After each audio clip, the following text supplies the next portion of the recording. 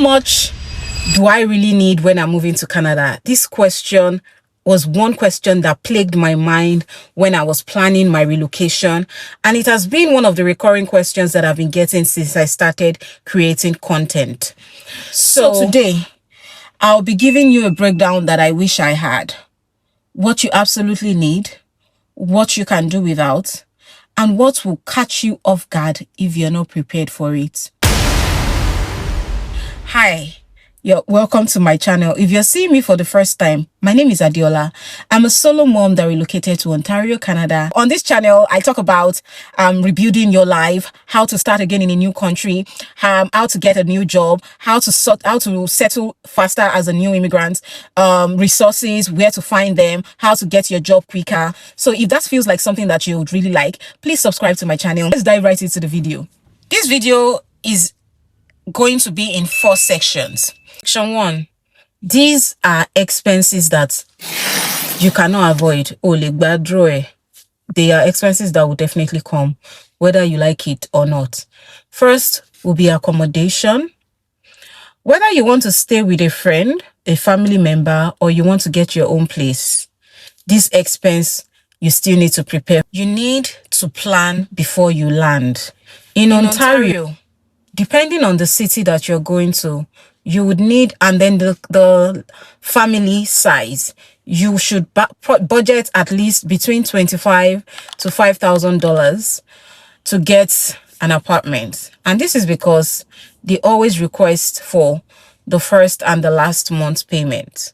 So different landlords have different requirements, but please budget between $25,000 to $5,000 depending on the apartment's type and the family size. Number 2 under the non-negotiable is feeding. Also, please note that this depends on the family size and the type of food that you like. So my content today is just general. If you like African food, you like to shop at the African stores, you need to budget for it. This is a non-negotiable budget. Budget for it. Between $250 to $500 a month on African store, depending on what you like and that. Another thing to budget for is transportation. Do you want to, because when you arrive, you're not going to get a car immediately. Some people get a car immediately. If you have the cash, you can. So budget for that. You have cash to buy a car immediately. Do you want to join the public transport and train stations and train transportation? Whatever public transportation you want to use, you need cash. So you need to budget for that. Make sure that you budget between $150 to $250 on transportation. If you're not buying your car immediately, you land. Not everybody has that luxury. One thing I think people actually forget is immigration costs starts before you even board the plane. And that brings me to section 2. Section 2 is the cost before landing. Think about the medical fees, if you're coming through school routes, the school fees, the application fees. If it's through PR, all the fees that you pay, the application, the joining, writing IELTS, CELPIP, writing French test, all this costs money. So when somebody comes to me and says, please give me an amount that I should budget when I want to relocate, I'm always at a loss because I'm wondering, where do I even start from? You don't budget. You don't have like a budget that sums up everything. You just need to have like a solid amount and you start from there.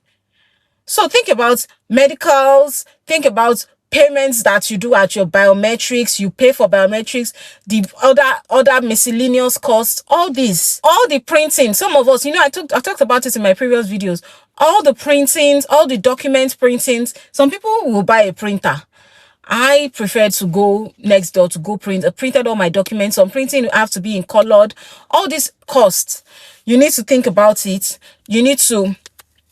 All these costs, you need to calculate it. It's not something that you just have you just come to a creator and ask them how much you like budget. Would 10,000 Canadian, would 10 million naira be enough for me? Also, the family size is also important. Think about the tickets You're going to buy a ticket. If it's just for you, how much will ticket cost? If it is for a family of 5, the cost will be different. A family of 2, the cost will be different. Family of 3, the tickets will be different. The cost of moving, buying things you want to move with, buying luggages, all these costs, you need to factor them in. And that brings me to my third section. That's the cost that people do not actually warn you about and you are not actually prepared for. Talk about when you move. If you land during winter, you need to get a proper winter jacket. You see that winter jacket that we buy from Yaba? I've said it in my previous video. It will not work here. Oh. You need to buy winter jackets, buy winter boots, buy winter clothing, thermals, thick leggings. You need to buy all this. Multiply it by the number of people in your family. And these things are not cheap. So these are costs that people don't really talk about. You know, when people are talking about moving, they talk about the big costs like rent, getting an apartment, getting a car. There are small things that you also spend money on. Also, phone plan. Canada has the most expensive phone plan in the whole world. So you need to budget between like $45 to $100 monthly. There are cheaper plans like Chatter. You can get that for $25. And another thing, I talked about things that you should do as a newcomer in a previous video. I'll try and link it here. If you can get a cheaper this thing like Freedom, or you can let them know that you're a newcomer. They have plans for newcomers. But after that expires, just know that you are going to be paying expensive, exorbitant prices on phone plans. Another thing is children expenses. If your children are going to resume school almost immediately, school supplies. You need to get them ready for school, backpack, shoes, school appropriate and weather appropriate clothing. Depending on the age of the child, some will have extra clothing that you put in their bag and they take to school. So we just look at the big figures. We're not looking at the small. So, and I don't know how to explain that. I'll have to say, oh, this is the amount that you should budget for this. I'm just giving a general. And then also be aware that the province that you land also determines. If you go to a colder place, you need to get clothes to fit that location. Children need to eat. Children need to get and they outgrow their clothing so quickly. Outgrow the shoes before you blink. The shoe size has increased. The clothing, they've grown taller. All these expenses add up. And finally, the one that nobody actually really talks about, the emotional spend. It is real. Fam, is real. You will be so spent emotionally that you will be so drained, emotionally exhausted, you'll be fatigued. There will be nothing anybody can say at that point that can actually help, because you are tired. You are just tired. Sometimes you don't even want to cook. Sometimes you don't want to do anything. Sometimes you'll be tired of the food that you just have to drink Gary. Some people say, okay, now it's Chinese, we want to order. Some days you are so tired, you just order food. All those expenses. Nobody talks about it. And it's how do I put it? It's important that you prepare for this mental exhaustion. It's okay to cry, especially if you are coming alone as a single parent. You are coming with a child, you're a single parent. You are going to be more exhausted than somebody that is coming as a student and can pick up his or her bag and go out to their friend's place. If you're coming alone without your spouse, you need to prepare to be tired.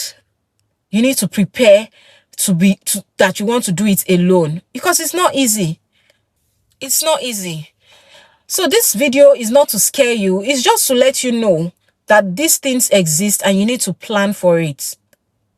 Before I round up, I'd like to also talk about the one that people don't want to talk about. We tiptoe around this topic. And that is the job search reality. It is real.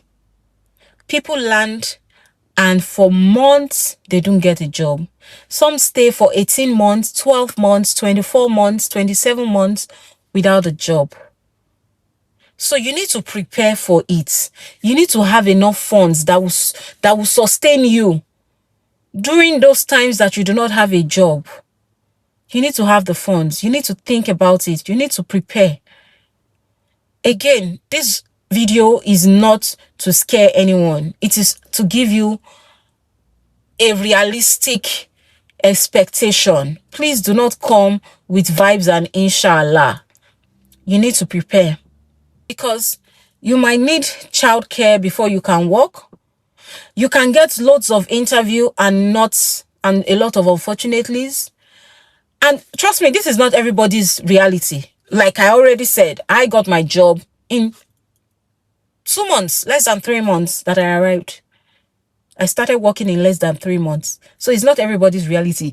It's just something that you need to prepare for. Finally, to wrap this up, because I want this video to be as short and concise as possible. If somebody asks me how much do I budget when I'm coming to Canada, the general rule is between 10,000 Canadian dollars for a single person and higher for married or those that are coming with a family. $10,000 for a single person and higher for family. So depending on the family size. Some people land with less and they survive. So it's not like a general. Some people land with less. This is just to let you know what to expect if by any chance you land with less or do not have enough funds. I hope you found this video helpful. I hope that you're able to make use of this information to guide you in your decision makings. And if you found this video helpful, I have not said it all day, kindly subscribe to my channel. Turn on the post notification because sometimes I drop like posts and not videos.